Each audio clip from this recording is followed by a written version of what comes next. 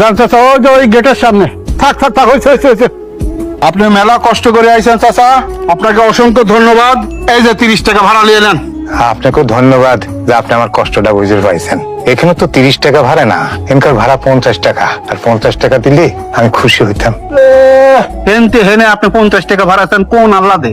আমি যদি হাইটি আসতাম তাহলে তো 5 মিনিট সময় লাগতো। এখানে ভাড়া হয়েছে 50 টাকা। বেচারা গরিব মানুষ রিক্সা চালায়, আপনার নিয়ে আইছে 50 টাকা ভাড়া দিয়ে দেন। ভাড়া কোন কর ভাড়া কত? এই বেচারায় বৃদ্ধ মানুষ আপনাকে নিয়ে আইছে। এর আগে 3 জনকে জিজ্ঞাসা করছেন, আপনি এই সাইজ দেখা কেউই রিক্সায় তুলে নেয়। আমার মেজাজ কিন্তু এখন খুব গরম হয়ে গেছে। আর আমার মেজাজ গরম করে হলে কি হয় জানিস তো? আমি কয়টা ডাল ভাত খাওয়া বাঁচে থাকার মতো পয়সা হলেই খুশি। দেন, অসুবিধা নাই, দেন। এই কথাটা আগে কলিবারে কি হতো? তাহলে তো আমার চিল্লা করা লাগে না। কি রে আল্লাহ বাঁচাইছে, তুই রিক্সা আইছিস, রিক্সা ভাঙিয়ে তোর হাতটা ভাঙেনি। কোন রিক্সাওয়ালা তো আমাকে নিতে চায় না। মনে করেন যে আমাকে দেখলেই 14 হাত ফাঁক দিয়ে চলে যায়। কি ঠিক করছি না রে? নতুন কিছু না, আসিস কে?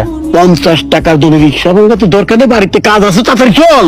জামাই তো বিদেশ থেকে নিশ্চয়ই আমার জন্য মোবাইল গিফট মেলা টাকা পয়সা নিয়ে আসে, ওগুলো তো লেওয়া লাগবে। চলেন যাই। আমার ছেলে আইছে, তাইলে হাসান আইছে দেশে।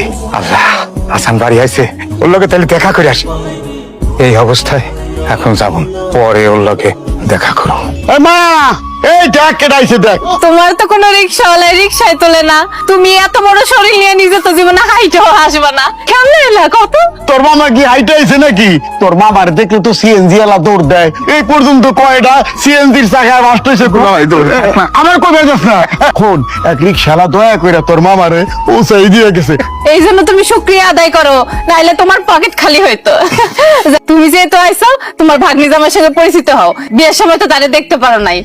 উনি হলো আমার মামা। আর মামা, এই যে তোমার ভাগ্নি জামাই। আসসালামু আলাইকুম, ভালো আছেন? ওয়ালাইকুম আসসালাম, ভালো আছি আলহামদুলিল্লাহ, খুব ভালো আছি। তুমি কেমন আছো বাবা? আলহামদুলিল্লাহ ভালো আছি। তো আমি ভাবছি, আমি তো একটা বাড়িতে খবর শুনে চলে আসলাম যে তুমি নাকি বিদেশ থেকে আমার জন্য খুব দামি একটা মোবাইল নিয়ে আইছো। সেই মোবাইলটা নেওয়ার জন্য আসলাম। না না, সেটা ঠিক আছে, কিন্তু আপনি তো আমার মামা শ্বশুর। আপনি আমাকে মোবাইল কিনে দিবেন, মার্কেট করে দিবেন, আরো কত কিছু, কিন্তু আপনি আমার কাছে সেভ বসতেছেন, ব্যাপারটা অন্যরকম হয়ে গেল না? তাছাড়া মোবাইলের ব্যাপারে যে আপনার সাথে আমার কথা হয়েছে, কই সেরকম তো কোনো কিছু আমার মনে পড়তেছে না। জামাই কিন্তু হালকার উপরে আমার একটু অপমান করে দিল। অসুবিধা নেই দুলাভাই।